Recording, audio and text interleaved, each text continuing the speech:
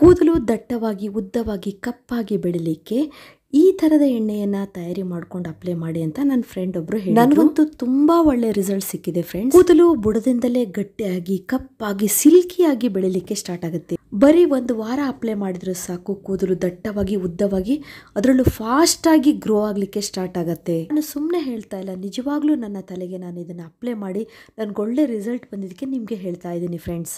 ಬೊಕ್ಕು ತಲೆ ಆಗ್ತಾ ಇದೆ, ಕೂದಲು ತೆಳುವಾಗ್ಬಿಟ್ಟಿದೆ, ಮೋಟು ಜಡೆ ಆಗಿದೆ, ತಲೆ ಬಾಚಿದಾಗೆಲ್ಲ ಹೇರ್ ಫಾಲ್ ಜಾಸ್ತಿ ಆಗ್ತಾ ಇದೆ, ಕೂದಲು ತೆಳುವಾಗಿ ಮಂಡೆ ಕಾಣಿಸ್ತಾ ಇದೆ ಅನ್ನೋ ಒಂದ್ಸಲ ನೀವು ಟ್ರೈ ಮಾಡಿ, ಆಮೇಲೆ ನನಗೆ ರಿಸಲ್ಟ್ ಹೇಳಿ. ನೀವು ಹೇಳಲೇಬೇಕು ಕಮೆಂಟ್ಸ್ ಮುಖಾಂತರ. ಎಷ್ಟೇ ಕೂದಲು ಉದುರುತ್ತಾ ಇದ್ರೂ ಸ್ಟಾಪ್ ಆಗುತ್ತೆ, ಮತ್ತೆ ಕೂದಲು ಚಿಗುರಿ ಉದ್ದವಾಗಿ ಬೆಳಿಲಿಕ್ಕೆ ಸ್ಟಾರ್ಟ್ ಆಗುತ್ತೆ. ಹೌದು ಫ್ರೆಂಡ್ಸ್, ಈ ಸೂಪರ್ ಆಗಿರುವಂತಹ ಮನೆ ಮದ್ದು ಮಾಡೋದು ಹೇಗೆ ಅಂತ ನೋಡೋಣ. ಅದಕ್ಕೂ ಮೊದಲು hello friends, welcome to Geetha Samsara Sante. ಯಾರು ನನ್ನ ಚಾನಲ್ನ ಇನ್ನೂ ಸಬ್ಸ್ಕ್ರೈಬ್ ಮಾಡ್ಕೊಂಡಿಲ್ಲ, ಪ್ಲೀಸ್ ಇವಾಗಲೇ ನನ್ನ ಚಾನಲ್ನ ಸಬ್ಸ್ಕ್ರೈಬ್ ಮಾಡ್ಕೊಳ್ಳಿ. ಪಕ್ಕದಲ್ಲಿ ಒಂದು ಬೆಲ್ ಐಕನ್ ಇರುತ್ತೆ, ಅದನ್ನು ಪ್ರೆಸ್ ಮಾಡಿ. ಅವಾಗ ನನ್ನ ಎಲ್ಲ ವಿಡಿಯೋಗಳ ನೋಟಿಫಿಕೇಶನ್ ನಿಮಗೆ ಫಸ್ಟ್ ತಲುಪತ್ತೆ. ಮನೆ ಮದ್ದು ಮಾಡಲಿಕ್ಕೆ ಬೇಕಾದಂಥ ಮೇನ್ ಇಂಗ್ರೀಡಿಯೆಂಟ್ಸ್ ಅಂದರೆ ನೋಡಿ, ನುಗ್ಗಿಕಾಯಿ. ನುಗ್ಗಿಕಾಯಿ ಅಂತೂ ಮಾರ್ಕೆಟಲ್ಲಿ ಸಿಗತ್ತಲ್ವಾ. ಒಂದು ನುಗ್ಗಿಕಾಯಿ ಆದರೆ ಸಾಕಾಗತ್ತೆ. ನುಗ್ಗಿಕಾಯಿನ ನಾವು ಈ ರೀತಿ ಚೆನ್ನಾಗಿ ಸ್ವಲ್ಪ ತೊಳೆದ್ಬಿಟ್ಟು ಒರೆಸಿ ಇಟ್ಕೊಳ್ಬೇಕು. ಆಮೇಲೆ ಅದನ್ನು ಮಧ್ಯದಲ್ಲಿ ಕಟ್ ಮಾಡ್ಕೊಳ್ಳೋಣ. ನಮಗೆ ನುಗ್ಗಿಕಾಯಿ ಒಳಗಡೆ ಇರುವಂಥ ತಿರುಳು ಬೇಕಾಗತ್ತೆ ಫ್ರೆಂಡ್ಸ್. ನೋಡಿ ಫ್ರೆಂಡ್ಸ್, ಇವಾಗ ನಿಮ್ಮ ಮನಸ್ಸಲ್ಲಿ ಬರ್ಬೋದು, ನುಗ್ಗಿಕಾಯಿಯಿಂದ ಕೂದಲು ಬೆಳೆಯುತ್ತಾ ಅಂತೇಳಿ. ಹೌದು ಫ್ರೆಂಡ್ಸ್, ಕೂದಲು ಬೆಳೀಲಿಕ್ಕೆ ಬೇಕಾದಂಥ ಕೆಲವೊಂದು ಮಿನರಲ್ಸ್ಗಳು ಮತ್ತು ಕೆಲವೊಂದು ವಿಟಮಿನ್ಸ್ಗಳು ನಮಗೆ ಬೇಕಾಗತ್ತೆ. ಅದು ನುಗ್ಗಿಕಾಯಲ್ಲಿ ರಿಚ್ ಆಗಿದೆ. ಅಂದರೆ ಎ, ಸಿ, ಇ ಇಂತಹ ವಿಟಮಿನ್ಸ್ಗಳು, ಅದ್ರ ಜೊತೆಗೆ ಐರನ್, ಜಿಂಕ್ ಮತ್ತು ಅಮಿನೋ ಆ್ಯಸಿಡ್ ಕೂಡ ಇದರಲ್ಲಿದೆ. ಇವೆಲ್ಲವೂ ಕೂದಲು ಬೆಳಿಲಿಕ್ಕೆ, ಅದರಲ್ಲೂ ಬುಡದಿಂದಲೂ ದಟ್ಟವಾಗಿ ಬೆಳಿಲಿಕ್ಕೆ, ಕೂದಲು ಕಪ್ಪಾಗಲಿಕ್ಕೆ, ಕೂದಲು ಸ್ಟ್ರಾಂಗ್ ಆಗಲಿಕ್ಕೆ ತುಂಬಾ ಒಳ್ಳೆ. ಬರೀ ನಾವು ಆಯಿಲನ್ನು ಅಪ್ಲೈ ಮಾಡೋದ್ರಿಂದ ಅದರಲ್ಲಿ ಕೂದಲು ಬೆಳೆಯಲು ಬೇಕಾದಂಥ ಪೋಷಕಾಂಶಗಳು ಇರೋದಿಲ್ಲ. ಈ ನುಗ್ಗಿಕಾಯಿನ ಕೆಲವೊಂದು ಆಯುರ್ವೇದಿಕ್ ಆಯಿಲಲ್ಲೂ ಬಳಸ್ತಾರೆ. ಮಾರ್ಕೆಟಲ್ಲೂ ನಿಮಗೆ moringa oil, moringa seeds hair oil ಇಂತಹ ಆಯಿಲ್ಗಳು ಸಿಗುತ್ತೆ. ಆದರೆ ತುಂಬ ಕಾಸ್ಟ್ಲಿ ಇರುತ್ತೆ. ಅದರಲ್ಲೂ ಪ್ರಿಸರ್ವೇಟಿವ್ನ ಆ್ಯಡ್ ಮಾಡಿರ್ತಾರೆ. ನಾವು ಮನೇಲಿ ಈಸಿಯಾಗಿ ಸಿಗುವಂಥ ಒಂದು ನುಗ್ಗಿಕಾಯಿ ಇದ್ದರೆ ಸಾಕು, ಅದನ್ನು ಬಳಸ್ಕೊಂಡು ಒಳ್ಳೆ ಪ್ಯೂರ್ ಆದಂಥ ನ್ಯಾಚುರಲ್ ಆದಂಥ ಹೇರ್ ಆಯಿಲನ್ನು ತಯಾರಿ ಮಾಡ್ಕೊಳ್ಬೋದಲ್ವಾ. ನುಗ್ಗಿಕಾಯಿ ಇಂಪಾರ್ಟೆಂಟಾಗಿ ನಮ್ಮ ಸ್ಕ್ಯಾಲ್ಪನ್ನು ಹೆಲ್ದಿಯಾಗಿರುವ ಮಾಡುತ್ತೆ.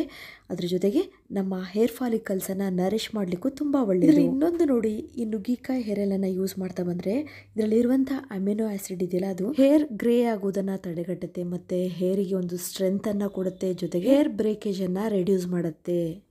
ಈ ನುಗ್ಗಿಕಾಯಲ್ಲಿರುವಂಥ ಜಿಂಕ್ ಅಂಶ ನಮ್ಮ ಸ್ಕ್ಯಾಲ್ಪಲ್ಲಿ ಬ್ಲಡ್ ಸರ್ಕ್ಯುಲೇಷನ್ ಹೇರನ್ನು ಮತ್ತು ಸ್ಕ್ಯಾಲ್ಪಲ್ಲಿ ಹೇರ್ ಫಾಲಿಕಲ್ಸನ್ನು ಡ್ಯಾಮೇಜ್ ಮಾಡೋದನ್ನು ತಡೆಗಟ್ಟುತ್ತೆ.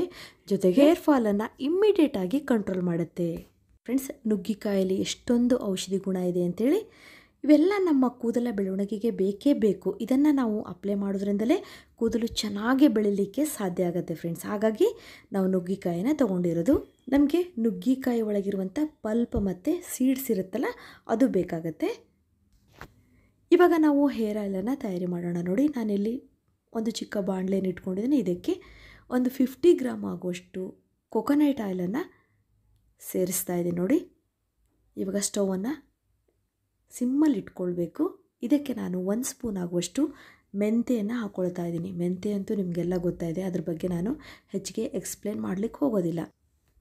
Next 1 spoon kalonji seeds. ಇದು ನಿಮಗೆ ತುಂಬ ಜನ ಕನ್ಫ್ಯೂಸ್ ಮಾಡ್ಕೊಳ್ತೀರಾ. ಮತ್ತು ಕಾಮೆಂಟ್ಸಲ್ಲಿ ಕಲೋಂಜಿ ಸೀಡ್ಸ್ ಅಂದರೆ ಏನು, ಕಲೋಂಜಿ ಕಾಳು ಅಂತ ಹೇಳ್ತಾರೆ, ಇದನ್ನು ಕಪ್ಪು ಜೀರಿಗೆ ಅಂತಲೂ ಕರೀತಾರೆ.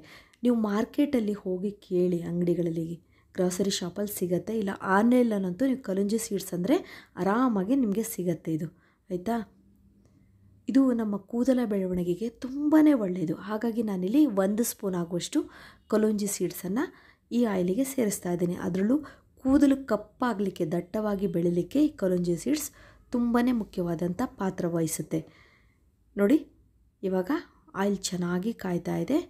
ಇದರಲ್ಲಿ ಹಾಕಿದಿಂದ ಪದಾರ್ಥಗಳು ಚೆನ್ನಾಗಿ ಫ್ರೈ ಆಗ್ತಾ ಇದೆ.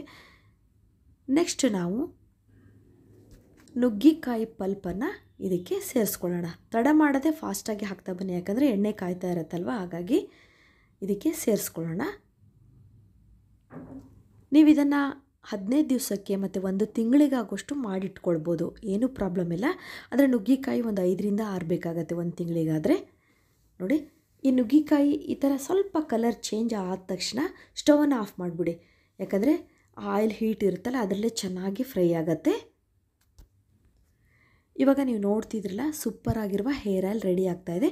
ಇದು ತಣ್ಣಗೆ. ಇವಾಗ ಹೇರ್ ಫಾಲನ್ನು ಇಮಿಡಿಯೇಟ್ ಕಂಟ್ರೋಲ್ ಮಾಡಲಿಕ್ಕೆ ಇನ್ನೊಂದು ಸೂಪರ್ ಆಗಿರುವ ಹೇರ್ ಸಿರಮನ್ನು ಹೇಳ್ತೀನಿ. ಇದನ್ನು ನೀವು ಅಪ್ಲೈ ಮಾಡಿದರೆ ಕೂದಲು ಡಬ್ಬಲ್ ತ್ರಿಬ್ಬಲ್ ಆಗಿ ಬೆಳೆಯುತ್ತೆ. ಅಷ್ಟು ಚೆನ್ನಾಗಿ ಇದು ಕೆಲಸ ಮಾಡುತ್ತೆ. ಇದಕ್ಕೆ ನಾವೇನು ತೊಗೊಳ್ಬೇಕು ಅಂದರೆ ಕೊತ್ತಂಬರಿ ಸೊಪ್ಪು. ಅದಂತೂ ಮನೇಲಿ ಇದ್ದೇ ಇರುತ್ತಾನೆ. ಕೊತ್ತಂಬರಿ ಸೊಪ್ಪಲ್ಲಿ ಐರನ್ ಕಂಟೆಂಟ್ ತುಂಬಾ ಇದೆ. ಹಾಗಾಗಿ ಇದ್ರ ಬಗ್ಗೆ ಮತ್ತೆ ನಾನು ಎಕ್ಸ್ಪ್ಲೇನ್ ಮಾಡೋಕ್ಕೆ ಹೋಗೋದಿಲ್ಲ. ನಿಮಗೆ ಮಾಹಿತಿ ಬೇಕು ಅಂದರೆ ಗೂಗಲ್ ಸರ್ಚ್ ಮಾಡ್ಕೊಳ್ಳಿ. ಇಲ್ಲಿ ನೋಡಿ, ಕೊತ್ತಂಬರಿ ಸೊಪ್ಪನ್ನು ನಾವು ಚೆನ್ನಾಗಿ ತೊಳ್ಕೊಳ್ಬೇಕು. ಫಸ್ಟ್ ಆಫ್ ಆಲ್ ಒಂದು 2-3 ನೀರಿನಲ್ಲಿ ಚೆನ್ನಾಗಿ ತೊಳ್ಕೊಳ್ಳಿ. ತುಂಬ ಧೂಳಿರುತ್ತೆ. ಗ್ರೋ ಆಗಲಿಕ್ಕೆ ಕೆಮಿಕಲ್ ಸ್ಪ್ರೇ ಆಗಿರುತ್ತೆ. ಹಾಗಾಗಿ ಹುಷಾರಿಂದ ನೀಟಾಗಿ ತೊಳ್ಕೊಳ್ಬೇಕು. ತೊಳ್ಕೊಂಡ್ಮೇಲೆ ನೋಡಿ, 1 ಮುಷ್ಟಿ ಆಗೋಷ್ಟು ನುಗ್ಗೆ ಸೊಪ್ಪನ್ನು ತೊಗೊಂಡಿದ್ದೀನಿ. ಅದಕ್ಕೆ ಒಂದು ಅರ್ಧ ಇಂಚ್ ಆಗೋಷ್ಟು ಶುಂಠಿನ ತೊಗೊಳ್ಳೋಣ. ಶುಂಠಿ ಕೂಡ ಚೆನ್ನಾಗಿ ನೀವು ತೊಳ್ಕೊಬೇಕು. ಅದರ ಮೇಲ್ಗಡೆ ಸಿಪ್ಪೆಯನ್ನು ಕೂಡ ನೀವು ತಕ್ಕೊಳ್ಬೇಕು. ನೋಡಿ, ನಾವು ಈ ಪದಾರ್ಥಗಳನ್ನು ಚೆನ್ನಾಗಿ ತೊಳ್ಕೊಂಡ್ರೆ ಅದರಲ್ಲಿರುವಂಥ ಕೆಮಿಕಲ್ ಅಂಶ ಕಡಿಮೆ ಆಗುತ್ತೆ. ನೋಡಿ, ಇವಾಗ ಇಷ್ಟಾದರೆ ಸಾಕಾಗತ್ತೆ. ಇವೆರಡನ್ನೂ ನಾವು ಮಿಕ್ಸಿಗೆ ಹಾಕ್ಕೊಂಡು ಇದರ ಜ್ಯೂಸನ್ನು ತಗೊಳ್ಬೇಕು. ಇಲ್ಲಿ ಕೊತ್ತಂಬರಿ ಸೊಪ್ಪು ಸ್ವಲ್ಪ ಪ್ರಮಾಣದಲ್ಲಿದೆ. ಹಾಗಾಗಿ ನಾನು ಸ್ವಲ್ಪ ನೀರನ್ನು ಸೇರಿಸಿ ನೋಡಿ ಈ ರೀತಿ ಮಿಕ್ಸಿ ಮಾಡ್ಕೊಳ್ಳೋಣ. ಇದರಲ್ಲಿ ನಾವು ಶುಂಠಿಯನ್ನು ಬಳಸಿದ್ದೀವಲ್ಲ, ಶುಂಠಿ ಯಾಕೆ ಬಳಸಿದ್ದೀನಿ ಅಂದರೆ ನಮ್ಮ ಸ್ಕ್ಯಾಲ್ಪಲ್ಲಿ ಏನಾದರೂ ಲೈಟಾಗಿ ಇನ್ಫೆಕ್ಷನ್ ಆಗ್ತಾಯಿದ್ರೆ, ಡ್ಯಾಂಡ್ರಫ್ ಆಗಿದ್ದರೆ ಕೂದಲು ಉದುರುವಂಥ ಸಾಧ್ಯತೆ ಇರುತ್ತೆ. ಹಾಗಾಗಿ ಇದು ತುಂಬಾ ಹೇರ್ ಗ್ರೋತ್ ಆಗೋದನ್ನು ಬೂಸ್ಟ್ ಮಾಡುತ್ತೆ. ನಾವಿವಾಗ ಇದರಿಂದ ಜ್ಯೂಸನ್ನು ಎಕ್ಸ್ಟ್ರಾಕ್ಟ್ ಮಾಡ್ಕೊಂಡಿದ್ದೀವಿ. ನೋಡಿ, ಇದನ್ನು ಯಾವಾಗ ಅಪ್ಲೈ ಮಾಡಬೇಕು ಅನ್ನೋದನ್ನು ಹೇಳ್ತೀನಿ. ಅದಕ್ಕೂ ಮೊದಲು ನಾವು ಹೇರ್ ಆಯಿಲನ್ನು ತಯಾರಿ ಮಾಡಿ ಇಟ್ಕೊಂಡಿದ್ದೀವಲ್ಲ, ನುಗ್ಗಿಕಾಯಿದು, ಅದನ್ನು ನೋಡಿ ತಣ್ಣಗಾಯ್ತಿದ್ದು. ತಣ್ಣಗಾದ್ಮೇಲೆ ಇದನ್ನು ನಾವು ಫಿಲ್ಟ್ರ್ ಮಾಡ್ಕೊಳ್ಳೋಣ. ಒಂದು ಗಾಜಿನ ಬಾಟ್ಲಲ್ಲಿ ಹಾಕಿಟ್ಕೊಂಡ್ರೆ, ಇವಾಗ ನಾನು ತಯಾರಿಸಿದಂಥ ಆಯಿಲ್ ಒಂದು 2-3 ಸಲ ಅಪ್ಲೈ ಮಾಡ್ಕೊಳ್ಬೋದು. ಜೆಂಟ್ಸಿಗಾದರೆ ಒಂದು 4-5 ಸಲ ಅವರು ಅಪ್ಲೈ ಮಾಡ್ಕೊಳ್ಬೋದು. ಕಡಿಮೆ ಕ್ವಾಂಟಿಟಿಲಿ ತಯಾರಿ ಮಾಡಿದ್ದೀನಿ. ನೋಡಿ, ಮೊದಲೇ ಹೇಳಿದ್ದೀನಿ, ನೀವು ಇದನ್ನು ಜಾಸ್ತಿ ಪ್ರಮಾಣದಲ್ಲೂ ತಯಾರಿ ಮಾಡಿಟ್ಕೊಳ್ಬೋದು ಅಂಥೇಳಿ. ಸೂಪರ್ ಆಗಿರುವಂತಹ ಆಯಿಲ್ ತಯಾರಾಯಿತು.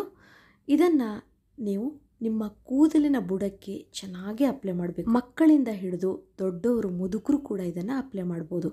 ಅಷ್ಟು ಚೆನ್ನಾಗಿ ಇದು ನಮ್ಗೆ ಒಳ್ಳೆ ರಿಸಲ್ಟನ್ನು ಕೊಡುತ್ತೆ.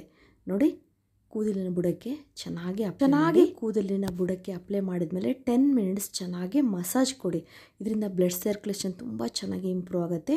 ನಾವು ಹಾಕಿದಂಥ ಆಯಿಲ್ ಚೆನ್ನಾಗಿ ನಮ್ಮ ಸ್ಕ್ಯಾಲ್ಪ್ ಅಬ್ಸರ್ವ್ ಮಾಡುತ್ತೆ. ಹಾಗಾಗಿ ನೋಡಿ, ಈ ವಿಧಾನವನ್ನು ನೀವು ರಾತ್ರಿ ಮಲಗೋದಕ್ಕಿಂತ ಚೆನ್ನಾಗಿ ಅಪ್ಲೈ ಮಾಡಿಕೊಂಡು ಮಲ್ಕೊಳ್ಬೋದು. ಬೆಳಗ್ಗೆ ಎದ್ದ ತಕ್ಷಣ ಸ್ನಾನಕ್ಕಿಂತ ಅರ್ಧ ಗಂಟೆ ಮೊದಲು ನಾವು ತಯಾರಿಸಿದಂತಹ ಈ ಹೇರ್ ಸಿರಮ್ ಇದೆಯಲ್ಲ, ಇದನ್ನು ನಾವು ತಲೆಗೆ ಚೆನ್ನಾಗಿ ಅಪ್ಲೈ ಮಾಡ್ಕೊಳ್ಬೇಕು. ಒಂದು ವೇಳೆ ನಿಮಗೆ ಟೈಮ್ ಇಲ್ಲ ಅಂದರೆ ಅಟ್ಲೀಸ್ಟ್ 1 ಗಂಟೆನಾದ್ರು ತಲೆಯಲ್ಲಿ ಆಯಿಲ್ ಇರುವ ಹಾಗೆ ನೋಡ್ಕೊಳ್ಳಿ. 1 ಗಂಟೆ ಆದಮೇಲೆ ಈ ಹೇರ್ ಸಿರಮನ್ನು ಕೂದಲಿನ ಬುಡಕ್ಕೆ ಚೆನ್ನಾಗಿ ಈ ರೀತಿ ನೋಡಿ ಅಪ್ಲೈ ಮಾಡಿ. ಒಂದು ಕಾಟನ್ ಡಿಪ್ ಮಾಡಿ ಎಲ್ಲ ಕಡೆ ಅಪ್ಲೈ ಮಾಡ್ಕೊಳ್ಳಿ. ನೋಡಿ, ಅಪ್ಲೈ ಮಾಡಿದ್ಮೇಲೆ ಒಂದು ಅರ್ಧ ಗಂಟೆ ತಲೆಯಲ್ಲಿ ಇರಲಿ ಸಾಕು. ಆಮೇಲೆ ಒಂದು ಮೈಲ್ಡ್ ಆದಂಥ ಶಾಂಪೂನಿಂದ ಹೇರ್ ವಾಶ್ ಮಾಡ್ಕೊಳ್ಳಿ. ಫಸ್ಟ್ ಟೈಮಲ್ಲೇ ನಿಮಗೆ ಗೊತ್ತಾಗುತ್ತೆ ಕೂದಲಲ್ಲಿ ಏನೋ ವ್ಯತ್ಯಾಸ ಆಗಿದೆ, ಶೈನಿಂಗ್ ಆಗಿದೆ, ಕೂದಲು ಸಿಲ್ಕಿ ಆಗಿದೆ ಅಂತ ಹೇಳಿ. ವೀಕಲ್ಲಿ 2 ಟೈಮ್ಸ್ ಸಾಧ್ಯವಾದಷ್ಟು ಈ ಮೆಥಡನ್ನು ಫಾಲೋ ಮಾಡಿದ್ರೆ ನಿಮಗೆ ಕೂದಲಿಗೆ ಸಂಬಂಧಪಟ್ಟ ಯಾವುದೇ ಸಮಸ್ಯೆ ಬರೋದಿಲ್ಲ. ಕೂದಲು ದಟ್ಟವಾಗಿ, ಉದ್ದವಾಗಿ, ಕಪ್ಪಾಗಿ, ಸಿಲ್ಕಿಯಾಗಿ ಬೆಳೆಯುತ್ತೆ.